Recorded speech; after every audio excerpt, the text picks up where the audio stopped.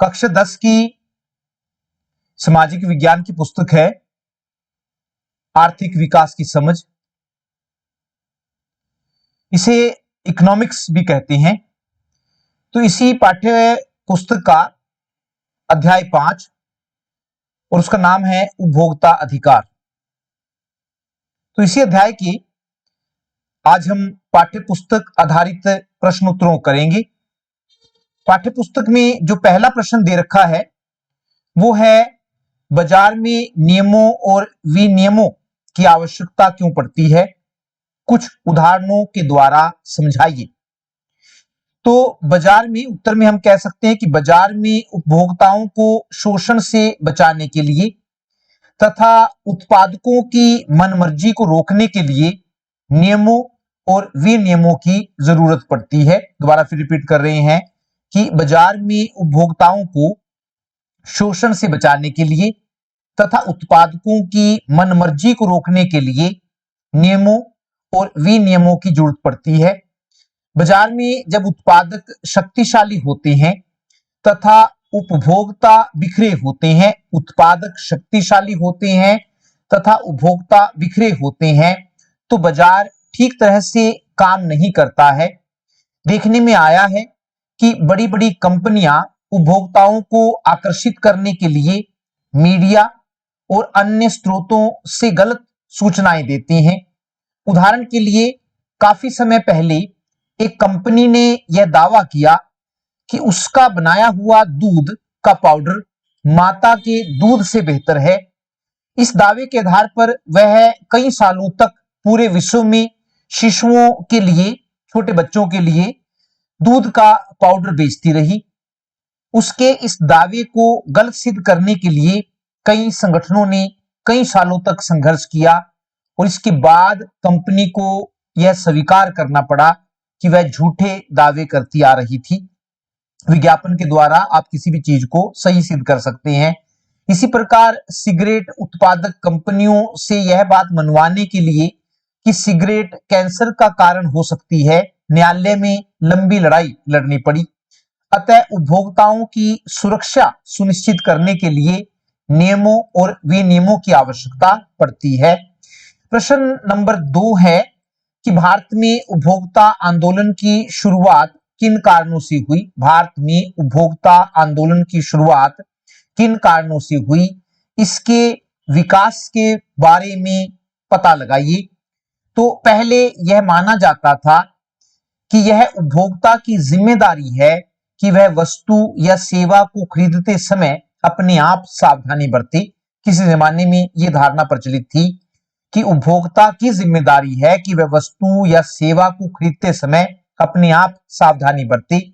इसलिए उस समय यदि उपभोक्ता द्वारा खरीदी गई वस्तु खराब निकल जाती थी तो वह उस ब्रांड के उत्पादन को खरीदना बंद कर देता था या फिर उस दुकान से खरीदारी करना बंद कर देता था। अतः उस समय बाजार में उपभोक्ताओं को शोषण से बचाने के लिए कोई कानूनी व्यवस्था उपलब्ध नहीं थी। लेकिन बाद में जैसे जैसे विक्रेताओं की मनमानी बढ़ने लगी तो उपभोक्ताओं को जागरूक करने के लिए कई संगठन आगे आए। भारत में बढ़ती जमाखोरी, काला बाजारी, खाद्य पदार्थों में मिलावट की वजह से उपभोक्ता आंदोलन का उदय 1960 के दशक में हुआ। ये याद रखना है कि उपभोक्ता आंदोलन का उदय 1960 के दशक में हुआ। एक और प्रश्न पूछा गया है कि इसके विकास के बारे में पता लगाइए कि उपभोक्ता आंदोलन का विकास कैसे हुआ। उपभोक्ता आंदोलन का विकास 1970 के दशक तक उपभोक्ता संस्थाएं बड़े पैमाने पर उपभोक्ता अधिकार से संबंधित लेख लिखने लगी थी तथा उपभोक्ताओं को जागरूक करने के लिए प्रदर्शनियों का आयोजन भी करने लगी थी। उन्होंने राशन की दुकानों पर होने वाले हेराफेरी पर नजर रखने के लिए उपभोक्ता दल भी बना लिए थे। इन सभी प्रयासों के कारण यह आंदोलन सरकार पर दबाव डालने में सफल हुआ और इसी दबाव के कारण 24 दिसंबर 1986 में भारत सरकार द्वारा उपभोक्ता सुरक्षा अधिनियम 1986 नामक कानून बनाया गया, जो कोपरा के नाम से प्रसिद्ध है, COPRA, 24 दिसंबर 1986 में भारत सरकार द्वारा उपभोक्ता सुरक्षा अधिनियम 1986 नामक कानून बनाया गया, जो कोपरा के नाम से प्रसिद्ध है। कोपरा मतलब कंज्यूमर प्रोटेक्शन एक्ट के नाम से प्रसिद्ध है। तब से 24 दिसंबर को भारत में राष्ट्रीय उपभोक्ता दिवस के रूप में मनाया जाता है। प्रश्न है, इंपॉर्टेंट है कि भारत में राष्ट्रीय उपभोक्ता दिवस कब, किस तारीख को मनाया जाता है? प्रतिवर्ष 24 दिसंबर को, क्योंकि 24 दिसंबर 1986 में भारत सरकार द्वारा उपभोक्ता सुरक्षा अधिनियम पास किया गया था। प्रश्न नंबर 3 जो है वो है कि दो उदाहरण देकर उपभोक्ता जागरूकता की जरूरत का वर्णन करें। दो उदाहरण देकर उपभोक्ता जागरूकता की जरूरत का वर्णन करें। तो इसमें हम पहला उदाहरण दे सकते हैं कि बड़ी बड़ी कंपनियां अपने उत्पादों को बेचने के लिए विज्ञापन के जरिए अपने उत्पादों की ऐसी ऐसी खूबियां बताती हैं जो वास्तव में उनमें होती ही नहीं है। इन विज्ञापनों के लालच में आकर उपभोक्ता सामान तो खरीद लेता है, लेकिन बाद में ठगा हुआ महसूस करता है। अतः झूठे विज्ञापनों से उपभोक्ता को बचाने के लिए उपभोक्ता जागरूकता जरूरी है। उपभोक्ता जागरूकता की जरूरत क्यों है? ताकि वो झूठे विज्ञापनों में ना आए। और दूसरा है, एक और उदाहरण दे सकते हैं कि कई बार दुकानदार उपभोक्ता को असली है, कई बार दुकानदार उपभोक्ता को असली वस्तु न देकर उसी नाम से मिलती जुलती नकली वस्तु दे देता है। नकली वस्तु के नाम में थोड़ा बहुत फर्क होता है। ऐसी स्थिति में भी उपभोक्ता ठगा जाता है। अतः मिलते जुलते नाम वाली नकली वस्तुओं से बचाने के लिए भी उपभोक्ता जागरूकता जरूरी है। उपभोक्ता को जागरूक करना जरूरी है। प्रश्न नंबर 4 जो है वो है कि कुछ ऐसे कारकों की चर्चा करें जिनसे उपभोक्ताओं का शोषण होता है। कहां क्या क्या चीजें हैं जहां पर उपभोक्ता का शोषण किया जाता है? तो बाजार में उपभोक्ताओं का शोषण कई तरीके से होता है। उसमें पहला आता है मिलावट करना। आम बात है ये। प्रायः दुकानदार अधिक से अधिक लाभ कमाने के लालच में घी, तेल और मसालों में मिलावट करके बेचते हैं। इससे उपभोक्ता को पैसे की हानि तो होती ही है, साथ ही उसके स्वास्थ्य पर भी बुरा प्रभाव पड़ता है। एक और जहां पर उपभोक्ता का शोषण होता है और वो है ज्यादा कीमत वसूलना। कई बार दुकानदार अनपढ़ उपभोक्ताओं से वस्तु पर लिखी गई कीमत से भी ज्यादा कीमत ले लेता है। और तीसरा है नकली वस्तुएं बेचना। असली वस्तु के स्थान पर नकली या डुप्लीकेट वस्तुएं बेचना आम बात हो गई है। चौथा है कम तोलना। कई बार दुकानदार सामान को सही ढंग से नहीं तोलता है, अर्थात कम तोलकर उपभोक्ताओं का शोषण करता है। और एक और जहां पर उपभोक्ता का शोषण है वो है घटिया सामान बेचना। कई बार बेचा गया सामान घटिया स्तर का होता है। देखने में आया है कि अंतिम तिथि, जिसको हम एक्सपायरी डेट कहते हैं, कि अंतिम तिथि निकल जाने के बाद सामान को बेच दिया जाता है। यानी कि जो चीजें एक्सपायर हो गई हैं उनको भी बेच दिया जाता है। प्रश्न नंबर 5 है उपभोक्ता सुरक्षा अधिनियम 1986 के निर्माण की जरूरत क्यों पड़ी? क्यों उपभोक्ताओं की रक्षा करने के लिए उपभोक्ता सुरक्षा अधिनियम 1986 का निर्माण किया गया? तो भारत की संसद द्वारा उपभोक्ता संरक्षण अधिनियम 1986 में पास किया गया था। इस अधिनियम के निर्माण की जरूरत निम्नलिखित कारणों से पड़ी। पहला है उपभोक्ता के अधिकारों की सुरक्षा करने के लिए। दूसरा है उपभोक्ताओं को विक्रेताओं के शोषण से बचाने के लिए भी इस अधिनियम की जरूरत पड़ी। और तीसरा है, इंपॉर्टेंट प्रश्न है ये, उपभोक्ताओं की शिकायतों का शीघ्र अतिशीघ्र समाधान करने के लिए भी उपभोक्ता सुरक्षा अधिनियम 1986 की जरूरत पड़ी। प्रश्न नंबर 7 है अपने क्षेत्र के बाजार में जाने पर उपभोक्ता के रूप में अपने कुछ कर्तव्यों का वर्णन करो। या सीधा सा प्रश्न आ सकता है कि उपभोक्ता के कौन कौन से कर्तव्य हैं। अपने क्षेत्र के बाजार में जाने पर उपभोक्ता के रूप में अपने कुछ कर्तव्यों का वर्णन करें। तो उसमें पहला उपभोक्ता का जो कर्तव्य है वह है कि उपभोक्ता के रूप में हमारा यह कर्तव्य है कि वस्तु को खरीदने पर बिल और गारंटी कार्ड जरूर लें। दूसरा, हमेशा ISI मार्क वाली या एग मार्क वाली वस्तुएं ही खरीदें। तीसरा जो कर्तव्य है उपभोक्ता के रूप में, वो है कि वस्तु को खरीदते समय उसके निर्माण की तारीख तथा उपभोग की अंतिम तिथि, जिसको हम एक्सपायरी डेट कहते हैं, अवश्य देख ले। ये सबसे जरूरी है कि उसकी एक्सपायरी डेट कितनी है। चौथा जो कर्तव्य है MRP, जिसको हम अधिकतम खुदरा मूल्य कहते हैं, तो मैक्सिमम रिटेल प्राइस, MRP से ज्यादा कीमत न दे। एक बार देख लें कि उस पर कितनी कीमत लिखी हुई है। पांचवा जो कर्तव्य है, वस्तु को खरीदते समय मोल भाव जरूर करे। ये उपभोक्ता का कर्तव्य बनता है, अधिकार है कि वो मोल भाव करके वस्तु को ले। और छठा कर्तव्य है, वस्तु को खरीदते समय उसके प्रयोग के बारे में दिए गए निर्देशों को जरूर पढ़ लें। तो उपभोक्ता के रूप में हमारे ये कुछ कर्तव्य हैं। प्रश्न नंबर 7 है कि मान लीजिए आप शहद की एक बोतल और बिस्किट का एक पैकेट खरीदते हैं। खरीदते समय आप कौन सा लोगो या शब्द चिन्ह जो लगे होते हैं उन पर देखेंगे और क्यों?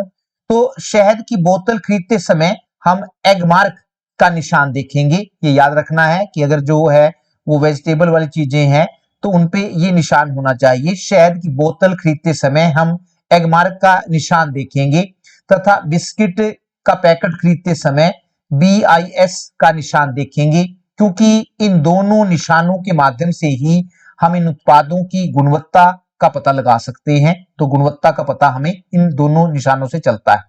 प्रश्न नंबर 8 है कि भारत में उपभोक्ताओं को समर्थ बनाने के लिए सरकार द्वारा किन कानूनी मानदंडों को लागू करना चाहिए? भारत में उपभोक्ताओं को समर्थ बनाने के लिए सरकार द्वारा किन कानूनी मानदंडों को लागू करना चाहिए? तो उसमें पहला है कि सरकार द्वारा उपभोक्ताओं के अधिकारों की सुरक्षा के लिए उपभोक्ता संरक्षण अधिनियम पास किया गया है, जिसको उपभोक्ता सुरक्षा अधिनियम भी कहते हैं। उसे सख्ती से लागू किया जाना चाहिए। पहले तो ये बहुत जरूरी है कि जो उपभोक्ता संरक्षण अधिनियम पास किया गया है उसे सख्ती से लागू किया जाना चाहिए, क्योंकि इस अधिनियम में उपभोक्ताओं के झगड़ों को कम खर्च में तथा तेजी से सुलझाने का प्रावधान है। दूसरा जो है, उपभोक्ताओं के झगड़ों को सुलझाने के लिए जिला, राज्य और राष्ट्रीय स्तर पर समितियां स्थापित की जानी चाहिए। और तीसरा है, उपभोक्ता संरक्षण अधिनियम में उपभोक्ताओं के झगड़ों को 3 महीने में सुलझाने की जो समय सीमा दी गई है उसका सख्ती से पालन करना चाहिए। जहां तक हो सके मामले को 3 महीने में ही सुलझा दिया जाना चाहिए। और चौथा है कि उपभोक्ताओं के झगड़ों को सुलझाते समय उपभोक्ता अदालतों को सभी उपभोक्ताओं के साथ एक जैसा व्यवहार करना चाहिए। देखने में आया है कि जब कोई उपभोक्ता जाता है तो उसको अलग फैसला दिया जाता है, और जब उसी मामले में कोई दूसरा उपभोक्ता जाता है तो फैसला बदल दिया जाता है। तो ये भी एक सलाह दी जाती है कि उपभोक्ता अदालतों को सभी उपभोक्ताओं के साथ एक जैसा व्यवहार करना चाहिए। प्रश्न नंबर 9 की अगर हम बात करें तो पूछा गया है कि उपभोक्ताओं के कुछ अधिकारों को बताएं और प्रत्येक अधिकार पर कुछ पंक्तियां लिखें कि उपभोक्ताओं के कौन कौन से अधिकार है। महत्वपूर्ण प्रश्न है कि ये आमतौर पर परीक्षा की दृष्टि से भी कि उपभोक्ताओं के, सिंपल सा आ सकता है कि उपभोक्ताओं के कौन कौन से अधिकार हैं।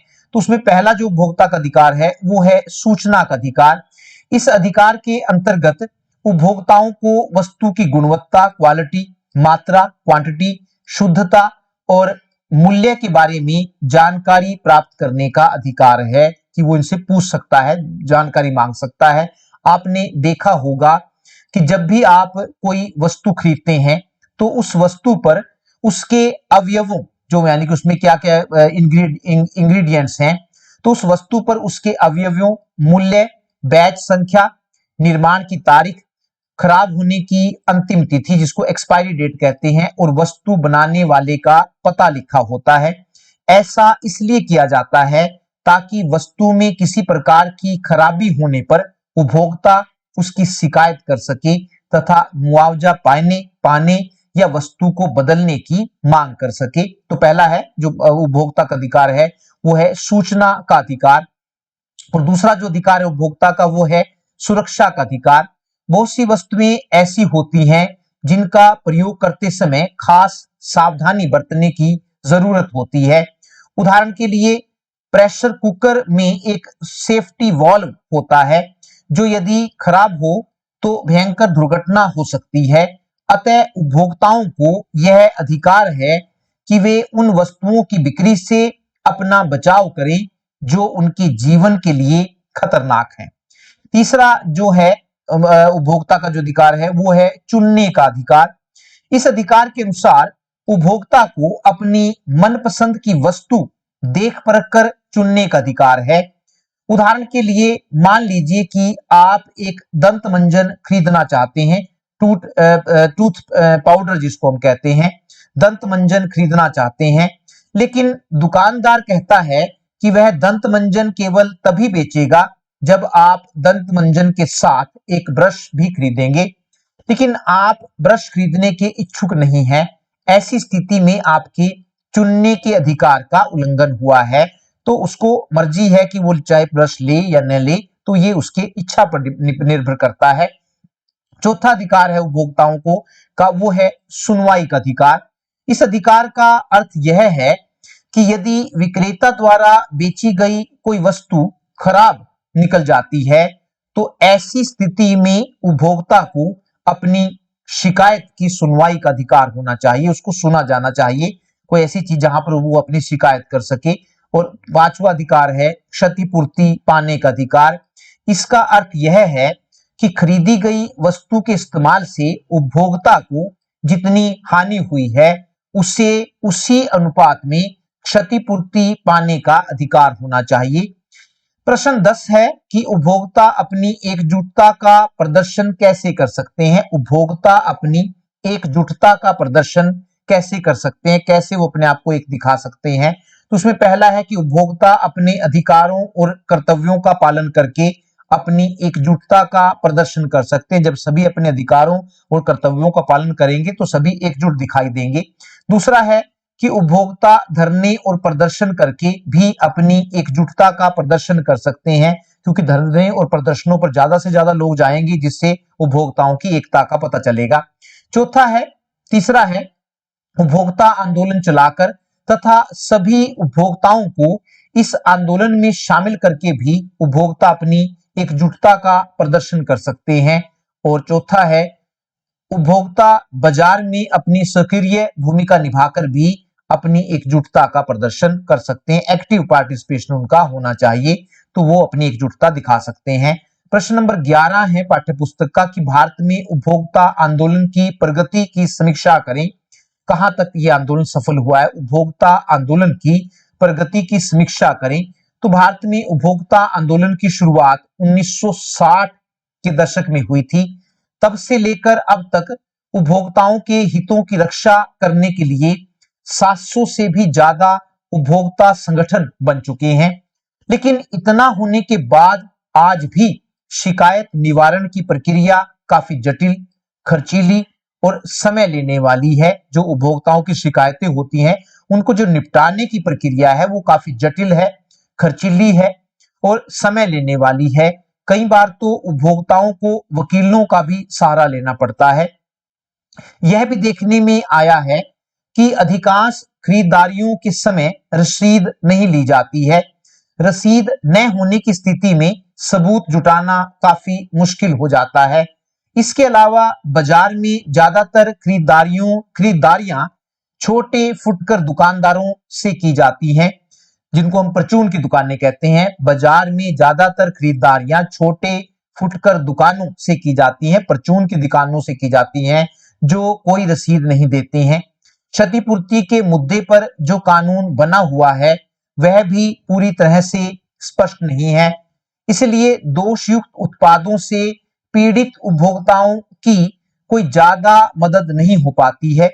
अतः यह जरूरी हो जाता है कि सरकार द्वारा उपभोक्ताओं के अधिकारों की सुरक्षा के लिए जो उपभोक्ता संरक्षण अधिनियम या उपभोक्ता सुरक्षा अधिनियम पास किया गया है उसे सख्ती से, कड़ाई से लागू किया जाए तथा उसमें जो कमियां हैं उन्हें दूर किया जाए, तब उपभोक्ता जो आंदोलन है वो सफल हो सकता है। प्रश्न नंबर 12 है निम्नलिखित को सुमेलित कीजिए। मेल मिलाइए इनका। ऊपर एक नंबर पर दे रखा है एक उत्पाद के घटकों का विवरण, एक उत्पाद के प्रोडक्ट जिसको हम कहते हैं, एक उत्पाद के घटकों का विवरण। दूसरा एगमार्क है। तीसरा स्कूटर में खराब इंजन के कारण हुई दुर्घटना। चौथा है जिला उपभोक्ता अदालत विकसित करने वाली एजेंसी। पांचवा उपभोक्ता इंटरनेशनल है। और छठा भारतीय मानक ब्यूरो है। इसके अलावा इसी के साथ जिनके साथ मैच करना है, क नंबर पर दे रखे सुरक्षा का अधिकार, ख उपभोक्ता मामलों में संबंध, ग अनाजों और खाद्य तेल का प्रमाण, घ उपभोक्ता कल्याण संगठनों की अंतरराष्ट्रीय संस्था, अंग सूचना का अधिकार और च है वस्तुओं और सेवाओं के लिए मानक। तो अगर हम पहले की बात करें एक उत्पाद के घटकों का विवरण, तो इसका अंग आएगा और वो है सूचना का अधिकार, जो इसमें पूरी जानकारी होती है। दूसरा है एगमार्क, एगमार्क का जो है वो ग आएगा, ग है अनाजों और खाद्य तेल का प्रमाण, तो इसके लिए एगमार्क का निशान ऊपर लगाया जाता है। तीसरा जो है स्कूटर में खराब इंजन के कारण हुई दुर्घटना, तो तीसरे का क आएगा। और क है सुरक्षा का अधिकार, कि अगर आपको कोई दुर्घटना होती है तो आपको सुरक्षा का अधिकार मिला हुआ है उपभोक्ता के रूप में। और चौथा है, अगर चौथे की बात करें, जिला उपभोक्ता अदालत विकसित करने वाली एजेंसी, तो चौथे का जो है वो ख है, ख है उपभोक्ता मामलों में संबंध से है। और पांचवा है उपभोक्ता इंटरनेशनल, उपभोक्ता इंटरनेशनल का घ आएगा, घ जो है वो कहता है उपभोक्ता कल्याण संगठनों की अंतरराष्ट्रीय संस्था। और एक लास्ट है छठा भारतीय मानक ब्यूरो, तो भारतीय मानक ब्यूरो का च आएगा, वस्तुओं और सेवाओं के लिए मानक तय करता है, स्टैंडर्ड तय करता है। सही या गलत बताएं। प्रश्न नंबर 13 है कोपरा केवल सामानों पर लागू होता है, गलत है, कोपरा सामानों पर लागू नहीं होता बल्कि सब पर सेवाओं पर भी लागू होता है। ख है भारत विश्व के उन देशों में से एक है जिनके पास उपभोक्ताओं की समस्याओं के निवारण के लिए विशिष्ट अदालतें हैं, सही है, अलग अलग अदालतें बनाई गई हैं। और ग है जब उपभोक्ता को ऐसा लगे कि उसका शोषण हुआ है तो उसे जिला उपभोक्ता अदालत में निश्चित रूप से मुकदमा दायर करना चाहिए, ये भी सही है। और घ है कि जब अधिक मूल्य का नुकसान हो तभी उपभोक्ता अदालत में जाना लाभप्रद होता है, ये सरासर गलत है, चाहे आपको कितने भी पैसे का नुकसान हो उपभोक्ता अदालत में जरूर जाना चाहिए। अगला है ग है हॉलमार्क आभूषणों की गुणवत्ता बनाए रखने वाला प्रमाण है, बिल्कुल सही है, जो आभूषण होते हैं उन पर हॉलमार्क का निशान लगा होता है। और च है उपभोक्ता समस्याओं के निवारण की प्रक्रिया अत्यंत सरल और शीघ्र होती है, ये भी सही है, बिल्कुल छोटी सी प्रक्रिया बनाई गई है।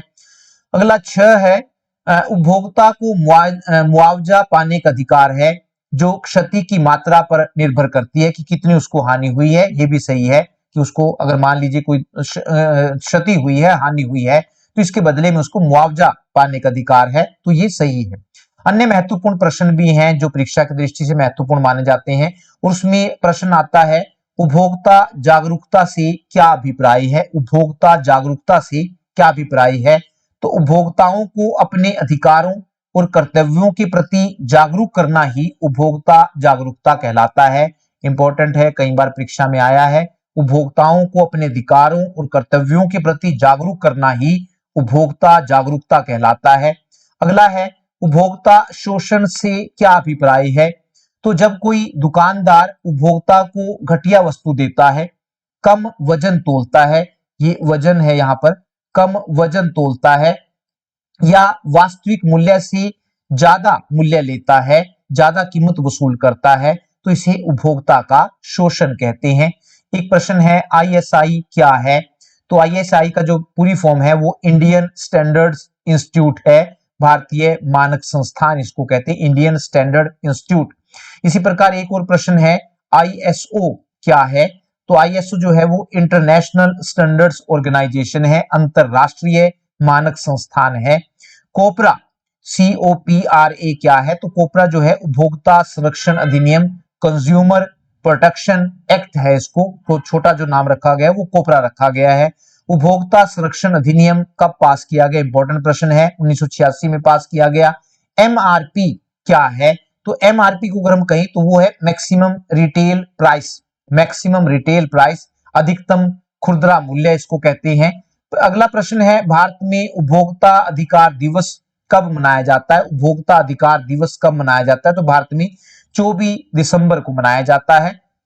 अगला प्रश्न है कि विश्व उपभोक्ता अधिकार दिवस कब मनाया जाता है? यह भी इंपॉर्टेंट प्रश्न है। प्रतिवर्ष 15 मार्च को विश्व उपभोक्ता अधिकार दिवस के रूप में मनाया जाता है। प्रश्न अगला है, सूचना का अधिकार अधिनियम कब पास किया गया? इंपॉर्टेंट प्रश्न है। सूचना का, जिसको आरटीआई कहते हैं हम, राइट टू इंफॉर्मेशन, सूचना का अधिकार अधिनियम कब पास किया गया? 2005 में ये पास किया गया था। हॉलमार्क क्या है?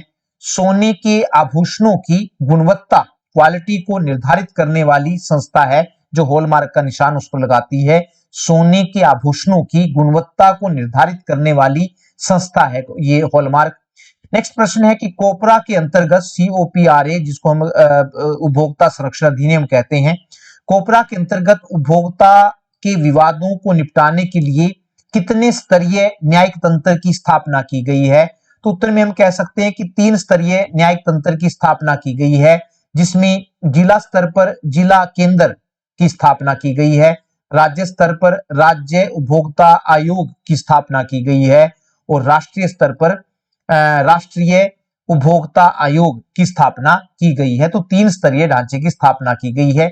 जिला उपभोक्ता एक महत्वपूर्ण प्रश्न है, यह भी इंपॉर्टेंट प्रश्न है कि जिला उपभोक्ता अदालत कितनी राशि तक के मुकदमे सुनती है?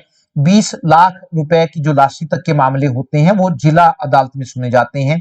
इसके बाद नेक्स्ट प्रश्न है कि राज्य उपभोक्ता आयोग कितनी राशि तक के मुकदमे सुनता है? तो 20 लाख रुपए से 1 करोड़ रुपए तक की राशि के जो मामले होते हैं वो राज्य उपभोक्ता आयोग द्वारा सुना जाते हैं। अगला प्रश्न है कि राष्ट्रीय उपभोक्ता आयोग जो पूरे देश का होता है कितनी राशि तक के मुकदमे सुनता है? 1 करोड़ रुपए से ऊपर की राशि के जो मुकदमे हैं वो राष्ट्रीय उपभोक्ता आयोग द्वारा सुने जाते हैं। एक और प्रश्न है कि एक कुशल उपभोक्ता बनने के लिए कौन कौन सी बातों का ज्ञान होना जरूरी है? एक कुशल उपभोक्ता बनने के लिए कौन कौन सी बातों का ज्ञान होना जरूरी है? अगर आप कुशल जागरूक उपभोक्ता बनना चाहते हैं तो उसमें पहला ये भी आ सकता है कि एक जागरूक उपभोक्ता बनने के लिए कौन कौन सी बातों का ज्ञान होना जरूरी है। तो उसमें पहला है कि उपभोक्ता को अपने अधिकारों का ज्ञान होना चाहिए, सबसे जरूरी है, जो हमने बताए थे, सूचना का अधिकार, सुरक्षा का अधिकार, चुनने का अधिकार। तो उपभोक्ता को अपने अधिकारों का ज्ञान होना चाहिए। दूसरा, अगर हम कहें, उपभोक्ता को जागरूक करने के लिए जो विज्ञापन दिए जाते हैं समय समय पर सरकार द्वारा, उनको ध्यान से पढ़ना चाहिए कि उनमें क्या बताया गया है। और तीसरा है कि कोई भी वस्तु खरीदते समय ISI, एगमार्क या फिर हॉलमार्क का निशान जरूर देखना चाहिए। तो ये कुछ बातें हैं जिससे आप जागरूक उपभोक्ता बन सकते हैं। धन्यवाद, नमस्कार।